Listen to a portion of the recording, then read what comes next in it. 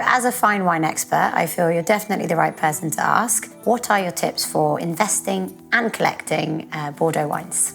We need to start from splitting those two things separately, collecting and investing. It's almost like not mixing business and pleasure. If you're talking about collecting, so basically you're collecting predominantly for what you like, what you want to drink in the future, what you're buying maybe for your kids' birth years, for etc. Those kind of things.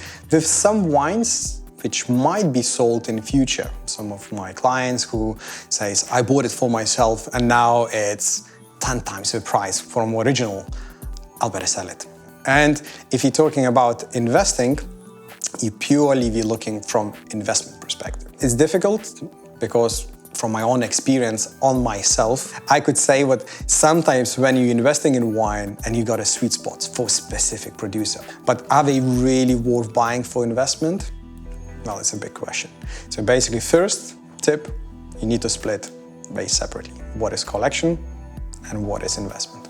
Okay. Feels like maybe collecting's more personal and investing's more rational. So then what would be your tips for building my cellar? Say I have a cellar, but what would be your tips for building a cellar? First, we need to start from where you're gonna keep your wines. So if you're gonna keep at home, will it be in a fridge, or maybe you have underground cellar? Another option is, will you keep your wines maybe in a professional wine warehouse? Or could be both. Some people, because of lack of a space in their own home, they keep certain amount in a bonded warehouse. In UK, we're very lucky to have several very, very good bonded warehouses where wines are kept temperature and humidity controlled. And after that, you kind of filling up your wine fridge or cellar at home when it's needed. So that would be a first step. Location. Location. Okay. After that, if you're talking about collecting wines for yourself and for how long you want to keep those wines. One of the tips I would say also when you start collecting, and again, I saw on my own experience and with my friends, clients, when you start collecting and you like certain wine. I had one client, he was really in love with wines from Australia. 1 year later, second year later, his view and about the wine start to change. He started to kind of get interested in more subtle wines from Bordeaux and Burgundy, and his cellar was still up to the ceiling with Australian wines. So don't let that passion go over too much. Keep kind of a balance. As a collector. As a collector, yeah. Things change in life, We change what we wear, we change how we think. So the cellar will change. So don't buy too much of the same wine. Keeping a balance as well in your collection. Don't go just, let's say, for reds, just for whites, because it will be different year seasons. So, in summer, you might drink white wine, you might drink rosé. In the winter, you more tend to drink more red wine when it's cold outside. Also having some wines when you have a bigger parties, some guests arriving in your home. It's worth having a wines at the different price points. So keep enough space for future. For future. Mix up the colours. Yep. And have party wine. Have party wines, yes. These are great tips. Martyn, what would be your top tips for spotting a good value? One of the categories, I would say, for really good value wines is the second wines of the famous chateaus. We got an example here, Chateau Palmas. Second wine is Alter Ego.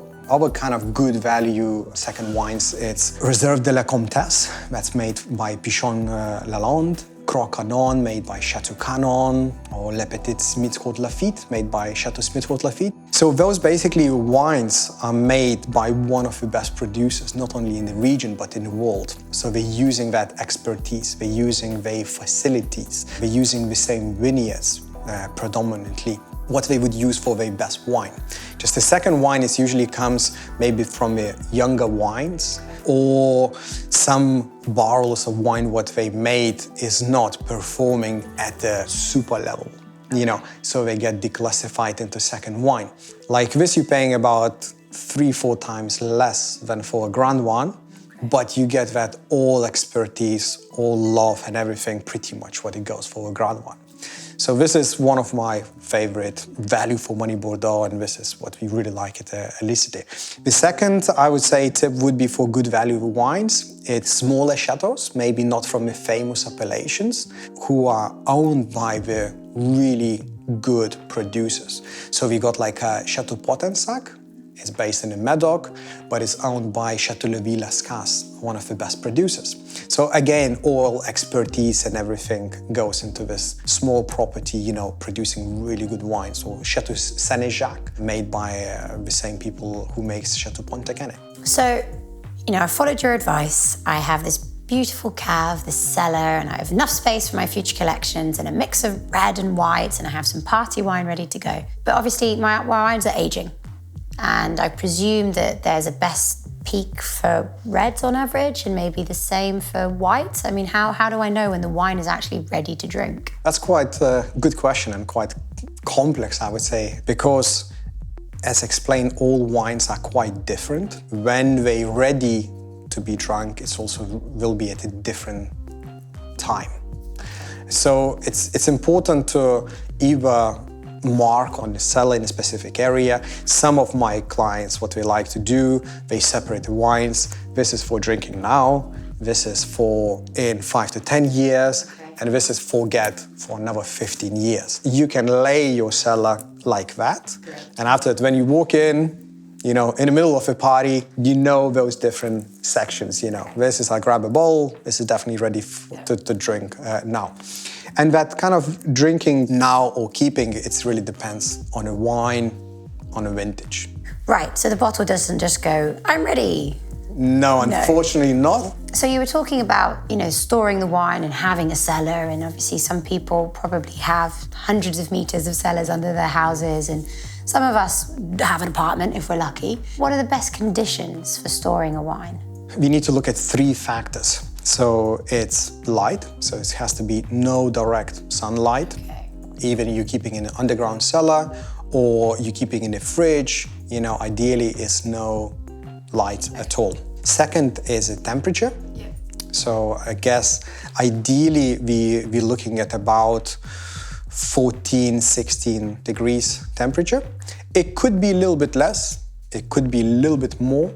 The most important factor is no big variations. It doesn't need to be like it's not changing, because if you look at the natural cellars, where producers are keeping their wines, in Burgundy, Bordeaux, or anywhere around the world, they natural cellars, you know, quite deep under the ground, but variation between summer and winter, it fluctuates. But when a fluctuation from 8 degrees to 18 or 20, that's not good, because the wine as water with high temperature is increasing, with low temperature is decreasing. So what it could happen is basically the wine could start to come out through the cork, get oxidized. So fluctuation is not good.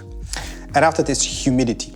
You know, if your cellar is very, very dry, you're at risk for the cork to dry. And basically when the cork will dry, your wine will get oxidized. You know, some air will get inside the wine. So 3 main factors. But storage is very, very important for wine. You know, you can buy one of the best wines in the world, you know, and if you're not storing perfectly, well, a few years later, it's not going to be one of the best wines in the world. What about the provenance of the wine? Well, I've heard the word provenance. What does that actually really mean? So provenance is basically where wine effectively comes from.